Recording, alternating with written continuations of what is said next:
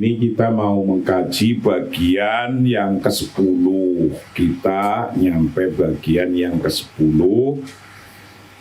yaitu Al-Far'u Tsalits, cabang yang ketiga. An-Nizamul Iqtisadiyul Islamiyyu la yaqtasiru ala suratin tatbiqiyatin muayyanatin. Kita akan membahas bahwa sistem ekonomi Islam itu layak tasiru. An-nizamul iqtisadi bermula sistem ekonomi Islam, yaitu sistem ekonomi ketuhanan. Sistem ekonomi Islam yaitu sistem ekonomi ketuhanan, sebagaimana sistem ekonomi di Indonesia, di NKRI ini, yaitu sistem ekonomi Pancasila yang awalnya adalah ketuhanan yang Maha Esa. Sistem ekonomi ketuhanan ini layak tasiru ala suratin tatbiqiyatin muayyanatin. Layak tasiru, not limited, tidak terbatas, ala suratin tatbiqiyatin, atas surah, image, picture,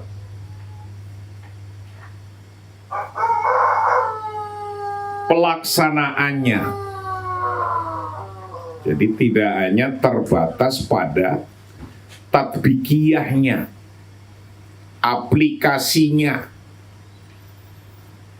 atau penerapannya, muayyanatin tertentu. Jadi dalam kasus penerapannya itu bisa macam-macam.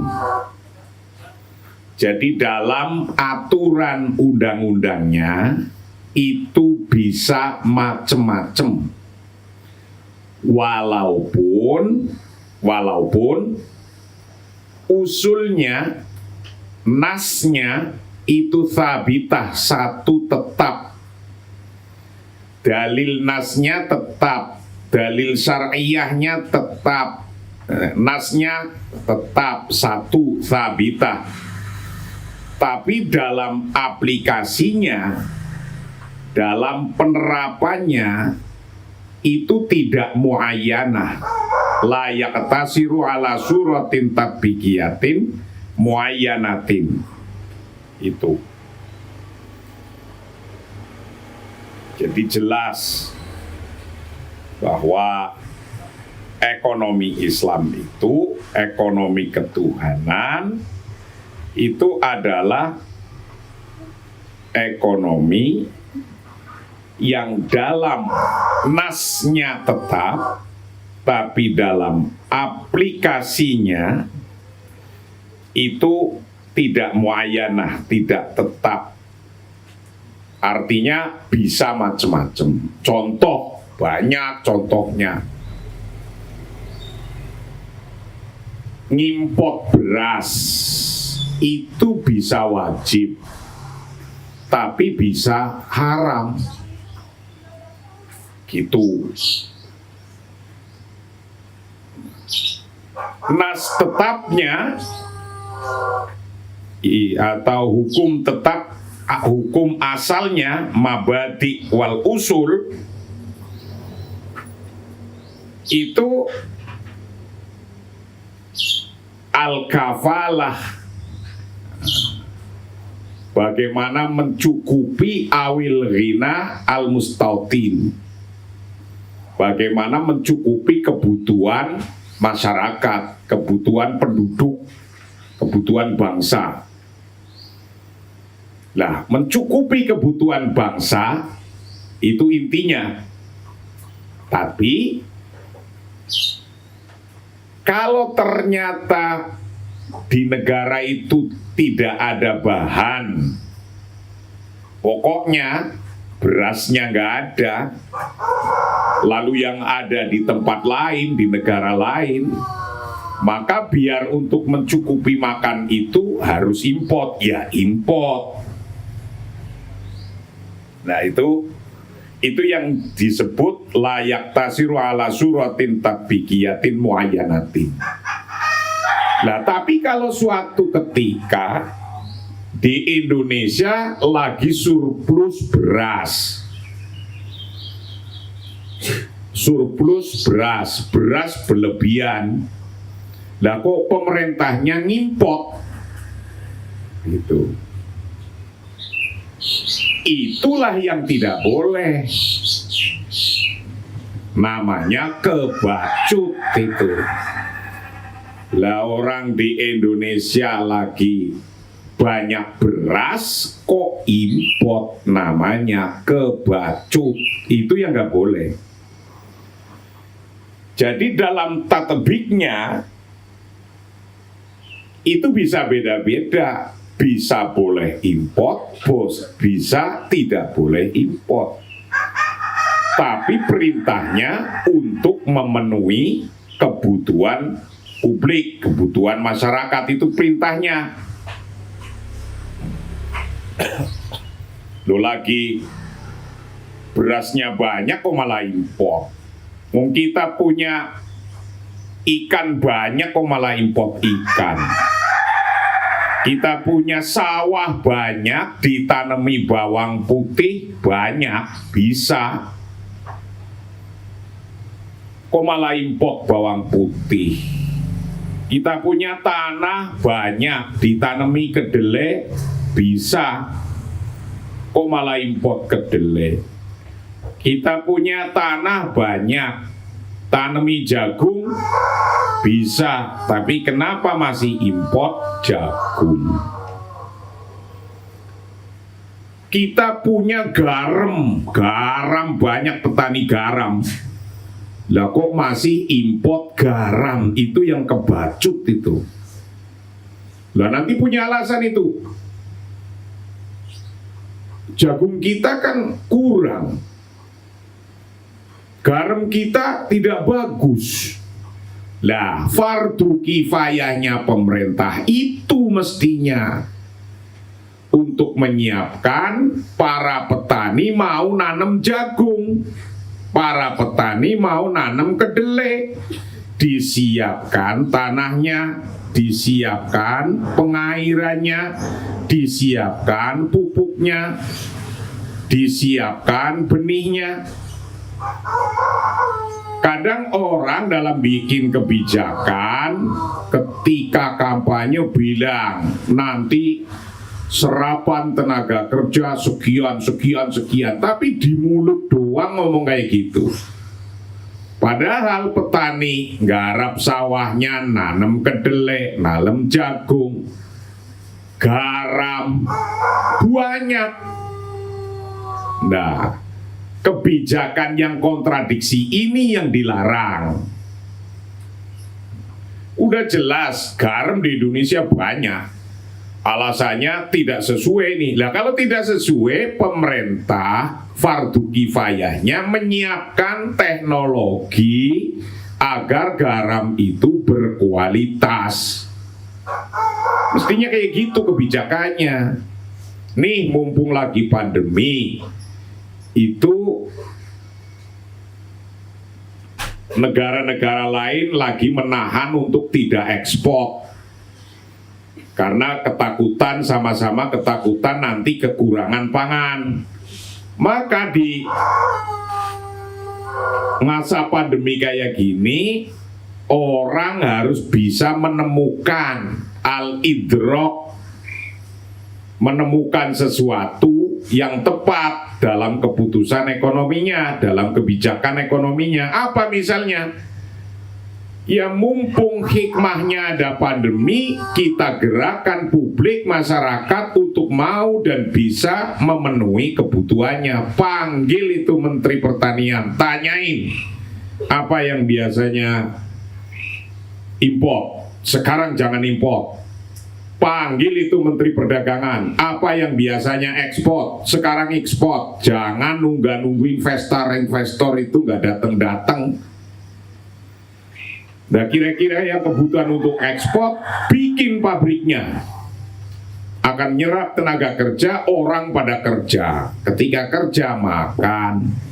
Itulah yang disebut an-nizam al-iqtisadil islami la yaqtasiru ala suratin tatbiqiyatin muayyanatin.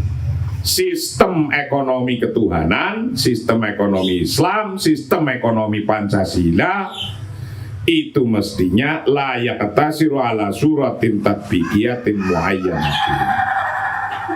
Jadi dalam hal aplikasi, dalam hal pelaksanaan kayak tadi, ngimport atau tidak, membuat teknologi garam atau tidak,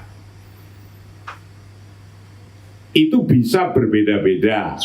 Jadi tidak tertentu. Ada orang ngomong, yang penting waman lam yahkum bima anzalallah faulaika humul kafirun. Orang yang tidak berhukum dengan hukumnya Allah kafir, tapi nggak ngerti hukumnya Allah kayak apa. Ayat itu benar, tapi harus disertai kebenarannya, mengetahui dalam tatbik, pelaksanaannya, aplikasinya, dan dalam hal penerapannya. Gitu. Al-iqtisadul islami wa inirtabato mundul bidayah bima badiin wa usuli iktisodiyatin solihatin likulli zamanin wa makanin. Al-iktisad islami bermula ekonomi Islam, Islamic economic, divine law, Islam atau ekonomi ketuhanan. Wa inirtabato, apabila related, connecting, nyambung, connect, related, mundul bidayah, semenjak permulaannya. Related dengan apa? Semenjak awal bidayahnya ekonomi ketuhanan ini, connect dengan bimabadiin, dengan prinsip-prinsip wa usulin dan dasar asal, wa usuli iktisadiyah dan dasar ekonomi yang solihatin likuli zaman, yang sesuai, solih, benar, likuli zaman, untuk setiap zaman, wa makan dan tempat. Jadi ekonomi ketuhanan itu adalah ekonomi yang dari awalnya memegangi satu prinsip mabadi dan usul, asal-asalnya, pondasi ekonominya itu solihah likulli zaman wa makan, sesuai, tepat di setiap zaman dan makan. Nah, ketika waktunya beda, maka kebijakan bisa beda. Ketika tempat itu beda, maka kebijakan bisa beda. Jadi ingat, kebijakan ekonomi ketuhanan, ekonomi Pancasila, ekonomi Islam itu tidak harus sama terus. Contoh nih, Jawa Timur mempunyai produktivitas dagingnya banyak. Orang Jawa Timur ngingu sapi banyak, ngingu kambing banyak. Produktivitas Jawa Timur untuk memenuhi daging cukup. Maka pemerintah Jawa Timur mengatakan, membuat sebuah kebijakan apa? Tidak impor daging. Itu pas, benar. Itu benar dan pas.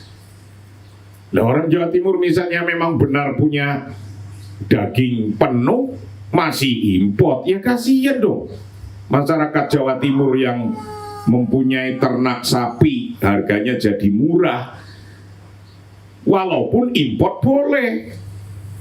Nah itu loh, ini harus paham ini santri-santri dalam hal babakan kebijakan ekonomi. Tapi misalnya di Jakarta, nggak punya sapi, tapi makan sapi terus. Bukan hanya makan dagingnya, ngenyot sapi juga, susu terus. Nah, kalau tidak ada sapi di Jakarta, padahal orangnya makan daging sapi, makan susu sapi, minum, lalu gimana? Ia memasukkan daging sapi dan memasukkan susu menjadi itu kebijakannya. Nah, tapi kalau di tempat lain, nih, di Indonesia, karena wilayah kita dari Sabang sampai Merauke, Indonesia. Di tempat lain ada yang surplus, misalnya di NTB, surplus daging, itu yang dibawa dulu, diambil dulu, dibawa ke Jakarta, jangan import dulu yang dari luar. Itulah mestinya bagaimana mempunyai kebijakan yang tepat, mana yang lebih afdol. Kalau ngambil dari NTB sapinya, orang NTB jadi ikut merasakan hasil sapi. Lah ngambil dari India, di sini aja ada, kok ngambil dari India. Nah itu yang kebacut. Itu kebijakan ekonomi yang kebacut namanya. Oke, nah, paham ya? Jadi dalam hal penerapannya, nizamnya, sistemnya itu bisa beda-beda, tidak tetap. Walaupun hukum asalnya tetap, yaitu apa? Maslahah. Jadi kemaslahatan itulah yang untuk alat ukurnya. Alat ukurnya adalah kemaslahatan. Kalau di Jakarta masalahnya import beras karena nggak ada itu ya import. Tapi kalau di Indonesia masih ada surplus beras ya jangan import dari luar negeri, timbangannya begitu. Illa anau fi majali ikmali hadhil mabadi'i wal usuli yaftahu babal ijtihadi ala misra'ihi liyakhtara kullu mujtama'in islamiyin al-uslubal ladhi yarahu muttafaqan wa salihuhu hasba dhurufihi al-mutaghayyirah. Ila anahu kecuali fi majali ikmali hadhil mabati, kecuali dalam area realisasi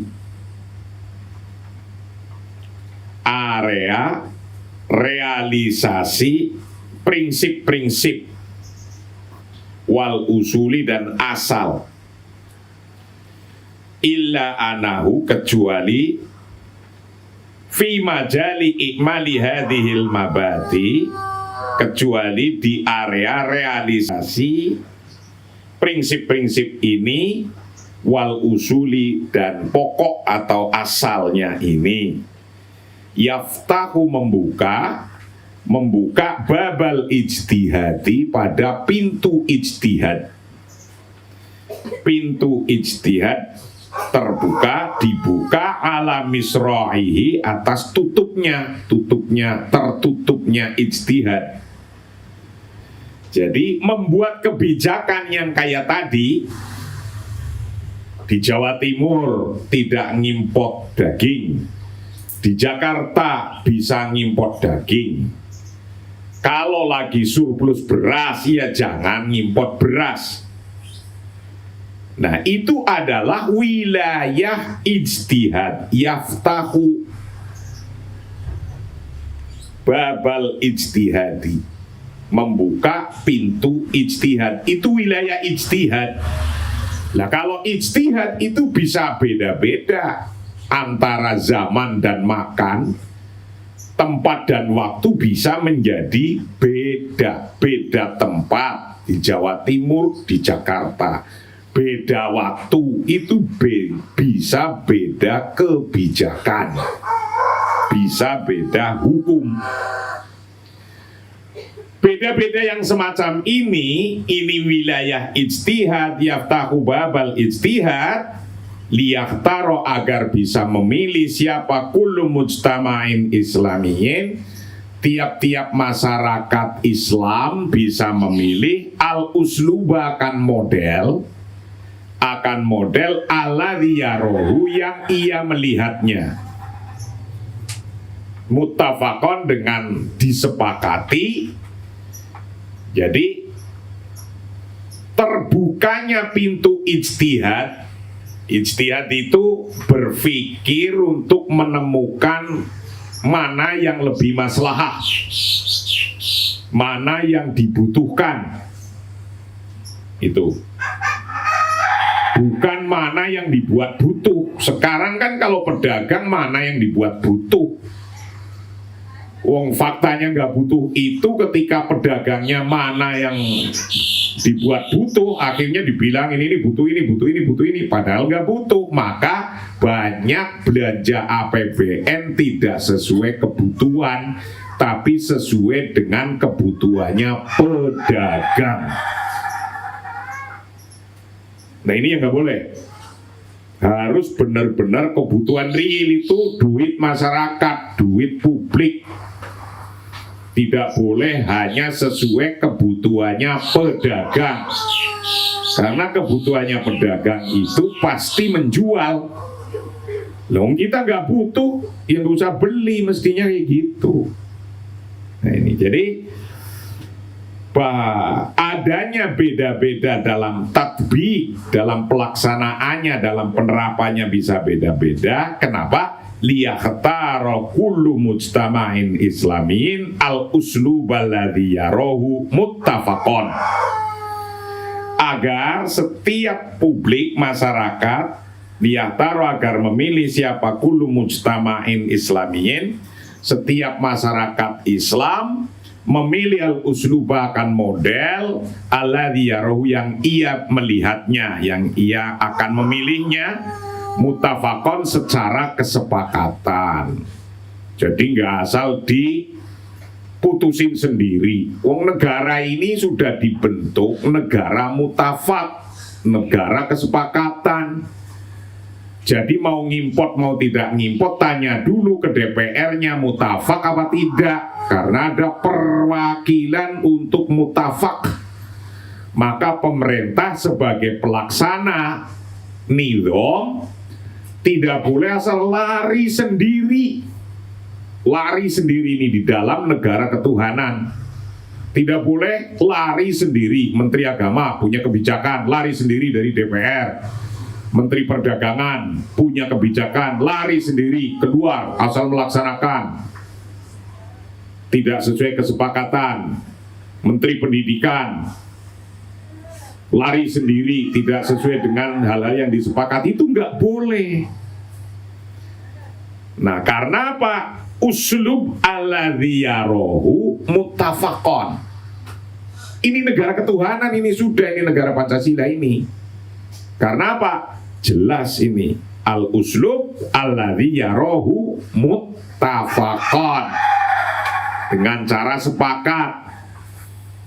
DPR sebagai kontrol, ya dikontrol itu. Menteri Pendidikan dikontrol, Menteri Ekonomi dikontrol, boleh nyetak uang atau tidak nyetak uang dikontrol, butuh uang apa tidak sekarang dikontrol. Itu. Nah, karena apa? Karena ini negara uslub alladzi yarahu muttafaqon, sebagai kesepakatan. Muttafaqon wa salihu, dan kebaikannya, kemaslahatannya itu hasba dzurufihi, hasbadzurufihi al-mutaghayyirah. Hasbadzurufihi menurut keadaannya al-mutaghayyirah yang terus berubah. Dzuruf ini mutaghayyirah, keadaan itu terus berganti. Ketika keadaan berganti, harga bisa ganti. Dzuruf berganti, kebijakan bisa ganti, jangan tetep aja. Ini misalnya hari ini lagi dalam dzuruf pandemi. Nah, dzuruf pandemi itu ya kebijakannya harus kebijakan yang menggambarkan tentang pandemi.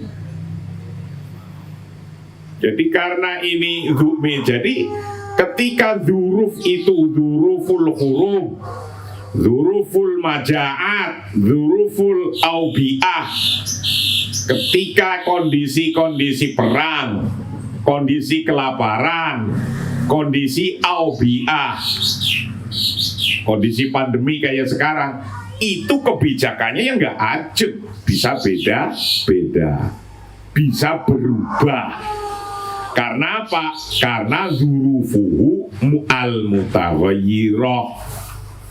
Ini dzurufnya berbeda, berubah, maka kebijakannya berubah. Jadi kalau Gubernur Anies kok tiba-tiba sekarang, besok mulai hari Senin, itu dia mengerem kembali yang tadinya sudah era transisi COVID.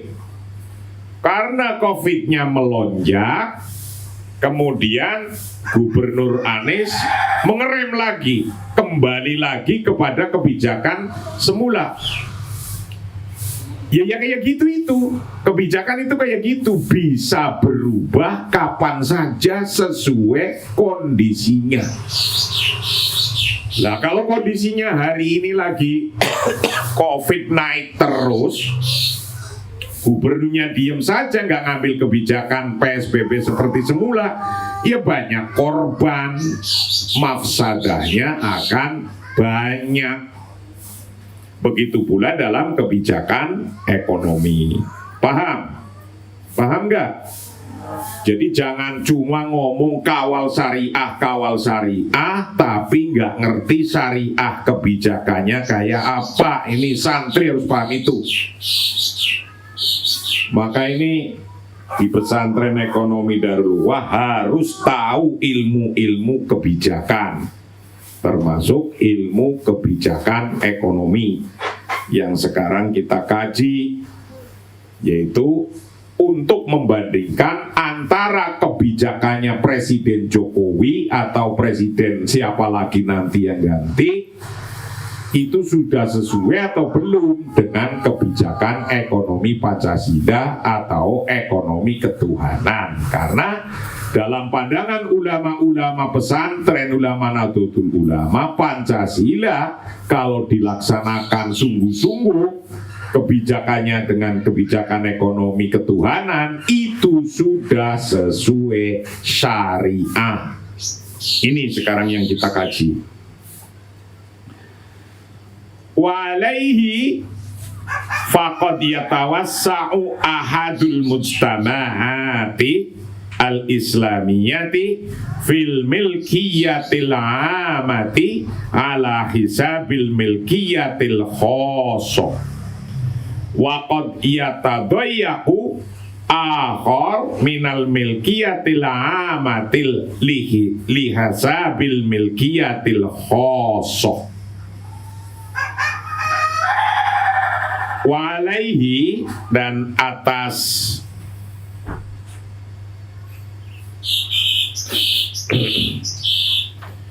dengan demikian faqad yatawassa'u, maka terkadang mungkin bisa berkembang bisa berkembang, bisa melebar, bisa meluas, berkembang. Apa ahadul mujtama'ati, salah satu masyarakat atau komunitas Islam, masyarakat Islam, fil milkiyah al-amah, dalam kepemilikan umum, ala hisabil milkiyah al-khosoh, dibandingkan atau dengan kepemilikan khusus. Waqad yatadayaku, kadang-kadang bisa menyempit, terkadang mungkin bisa dipersempit. Apa akhorun yang lainnya, minal milkiyah al-amah, dari kepemilikan umum, lihasabil milkiyah khosoh, dibandingkan jumlah kepemilikan tertentu.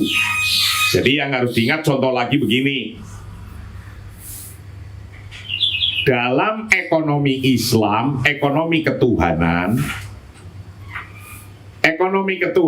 itu memberi kebebasan, memberikan hak atas kepemilikan umum dan kepemilikan khusus, kepemilikan individu-individu dan kepemilikan publik. Jadi dalam ekonomi ketuhanan itu begitu. Ini harus berpikirnya dan harus paham dulu tentang kepemilikan. Dalam ekonomi ketuhanan ini, itu mengakui adanya kepemilikan individu, tapi juga mengakui adanya kepemilikan umum, publik. Nah, kalau sosialis itu hanya mengakui kepemilikan umum aja, itu sosialis. Kalau kapitalis itu hanya mengakui kepemilikan fardiyah saja, individu aja. Jadi fardiyahnya, individunya yang dibesarkan. Nah, kalau sosialis, kepemilikan bersama yang dibesarkan. Nah, lalu ekonomi ketuhanan di mana? Di tengah-tengahnya. Wal takum minkum ummatan wasata. Jadilah Anda umat yang tengah, bangsa yang tengah, kebijakan yang tengah. Yang tengah itu, jika sebelah kanan hanya mengakui fardiyah, individu, itu kapitalis. Jika sebelah kiri hanya mengakui jamaah, maka ekonomi ketuhanan di tengah, mengakui juga fardiyah, tapi juga mengakui jamaah, jam'iyah, tapi juga tidak totali seluruh jam'iyah, dan juga tidak totali semua seluruh fardiyah.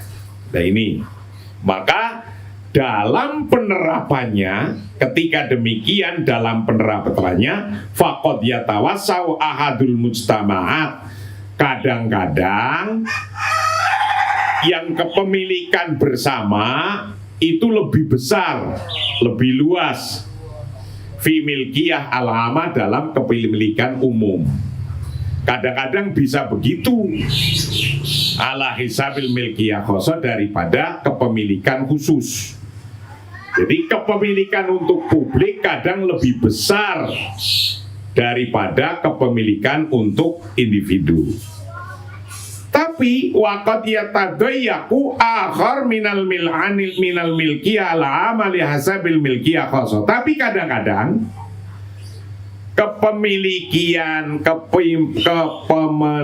kepemilikan amah lebih besar, lebih kecil, ya tadoyak, lebih kecil daripada kepemilikan khusus.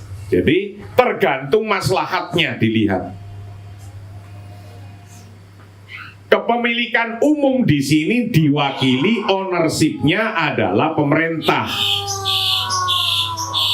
Hal-hal yang untuk dimanfaatkan secara umum, otoritasnya adalah pemerintah. Di sini. Nah, yang otoritasnya untuk fardiyah, untuk individu-individu, ya individu itu. Nah, maka ketika kita mempunyai dua kepentingan, individunya juga punya hak, fardiyahnya, jamaatnya juga punya hak, maka ekonomi ketuhanan adalah ekonomi yang memastikan antara dua hak ini berjalan. Itu.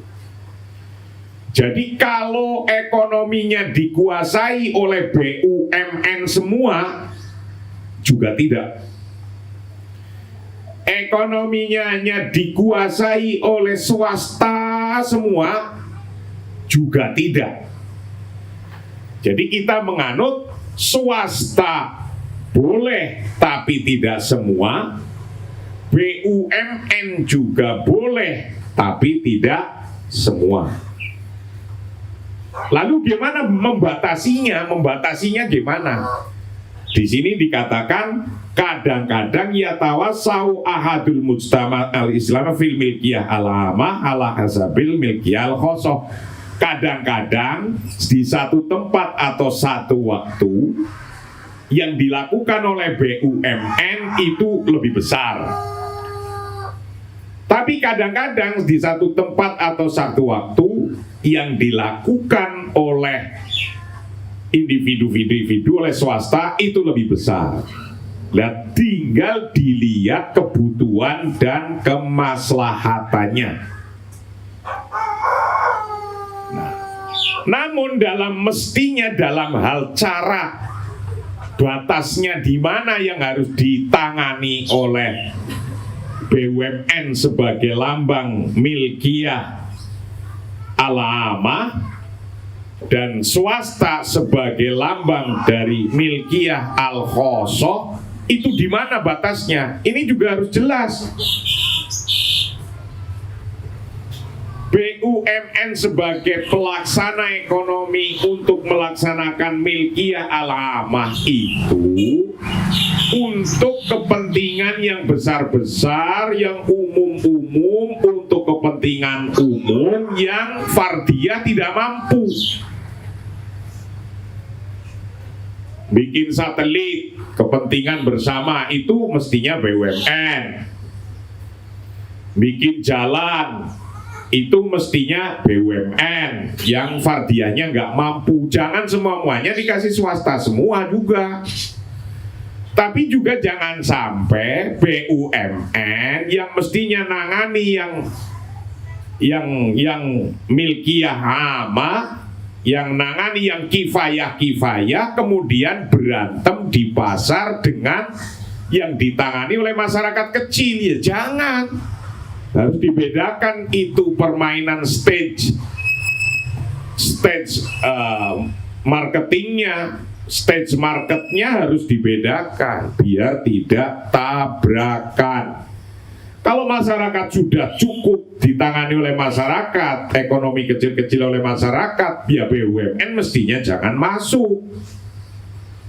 BUMN masuk karena untuk yang gede-gede yang masyarakat tidak mampu. Padahal masyarakat juga butuh yang gede-gede itu untuk kepentingan umum. Ini baru adil. Inilah ekonomi ketuhanan, mestinya demikian. Gitu. Walakin yadhilul iktisad fi kilal mujtama'aini islamiyah. Tetapi yadhilu terus tetap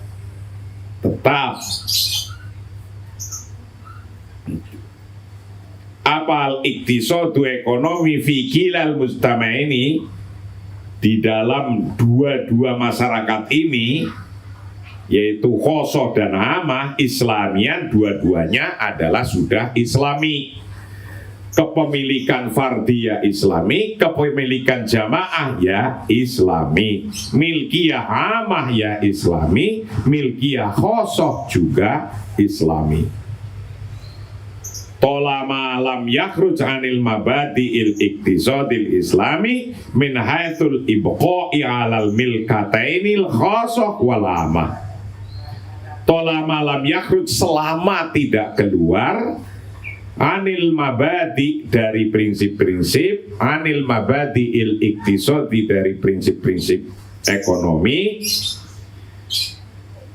anil mabadi il iktisadil islami, dari prinsip-prinsip ekonomi Islam, ekonomi ketuhanan, min haitsul ibqa'i, dari dalam hal retensi atau dalam hal menjaga, menetapkan halal milka ini atas kepemilikan dua, kepemilikan dua yang berupa al-khosoh dan wal-amah, kepemilikan secara khusus individu, wal-amah, dan kepemilikan secara umum untuk publik bersama.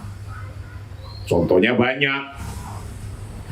Kalau individu-individu suruh ngurusi batas laut, tidak mungkin.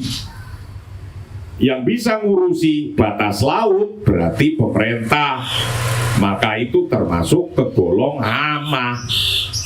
Lah, ngurusi kayak gitu berarti urusannya pemerintah, jangan urusannya individu. Wa mal khilafu bainahuma illa khilafu tatbiqin bihasabi dzurufiz zaman wal makan. Wa mal khilaf, maka bermula perbedaannya, bermula sesuatu, al khilaf, bermula perbedaannya bainahuma, antara kepemilikan khosoh dan kepemilikan amah, illa khilafu tatbiqi, kecuali hanya bedanya beda penerapan. Jadi bedanya hanya dalam penerapan saja. Bihasa bidzurufiz zaman, dengan melihat kondisi waktu, wal makan, dan kondisi tempat. Jadi kondisi waktu dan tempat itu bisa menjadikan perbedaan kebijakan. Kondisi pandemi, kebijakan ekonominya kok sama dengan kebijakan ekonomi waktu tidak pandemi? Ya tidak bisa. Itu tidak bisa. Kalau sekarang presiden hanya membuat kebijakan, UKM pada kerja.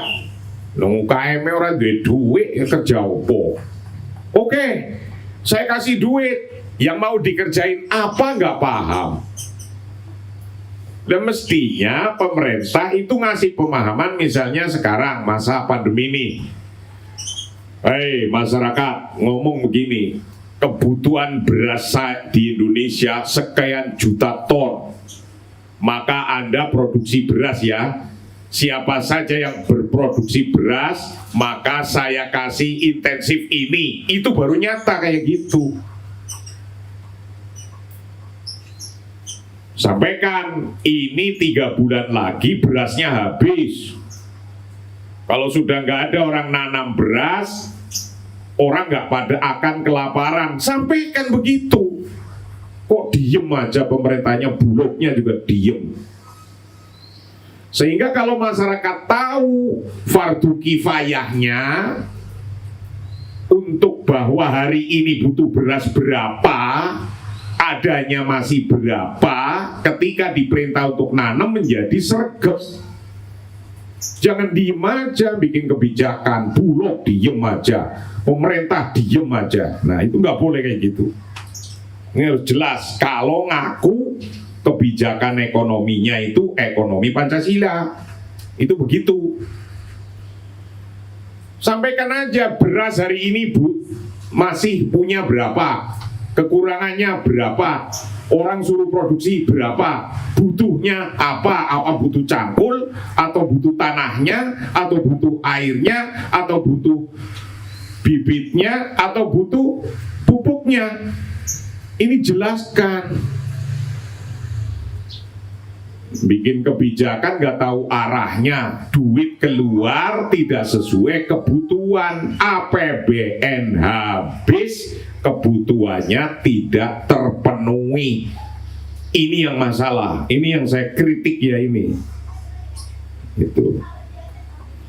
Jadi paham ya para santri, ilmu kebijakan ini ilmu penting. Kalau Anda nanti jadi presiden, jadi menteri, dan saya yakin ini di antara santri-santri saya nanti ada yang jadi menteri, jadi presiden, gubernur, bupati, wali kota, pokoknya ini pemimpin semua nanti. Karena saya yakin yang ngaji sama saya ini orang hebat-hebat semua. Nah, itu. Oke, paham ya?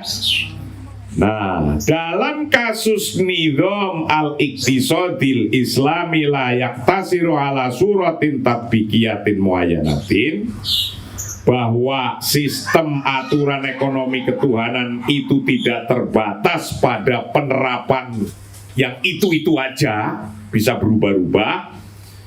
Ini ada dua hal yang harus kita pahami. Yang pertama adalah ta'addadan nudumil iqtisadiyah al-islamiyah. Itu yang satu. Nomor dua, tabiatul khilafi bainan nudumil iqtisadiyah al-islamiyah. Ini harus dipahami nih, bahwa kebijakan atau aplikasi kebijakan itu bisa beda-beda. Itu kita harus memahami dua hal terlebih dahulu. Yang pertama, ta'addudun nudumi al-iqtisadiyah al-islamiyah, bahwa ta'addudun nudumi, banyaknya sistem dalam ekonomi Islam atau ekonomi ketuhanan. Ta'addud, sistemnya banyak, model kebijakannya macam-macam kayak tadi. Di Jawa Timur nggak boleh import beras kalau berasnya cukup. Di Jakarta import beras kalau berasnya kurang. Tapi kalau bisa masih ditemui penuhi oleh Jawa Timur, ya jangan import dulu. Itu yang dimaksud ta'addudun nizamil iqtisadiyah al-islamiyah. Bisa beda-beda. Nah, kedua yang harus dipahami lagi, tabiatul khilafi bainal nudumil iqtisadiyah al-islamiyah, bahwa watak, nah ini, bahwa sifat ketidaksepakatan, ketidaksamaan yang berbeda-beda kayak tadi kebijakannya, bainan nudumil iqtisadiyah, antara sistem ekonomi Islam itu bisa beda-beda kebijakannya. Wataknya memang begitu. Itu loh. Karena apa? Yang dicari manatul iqtisadiyah, wilayah kebijakan ekonominya itu adalah wilayah kemaslahatan. Huwa al-maslahah, ini yang penting yang harus paham.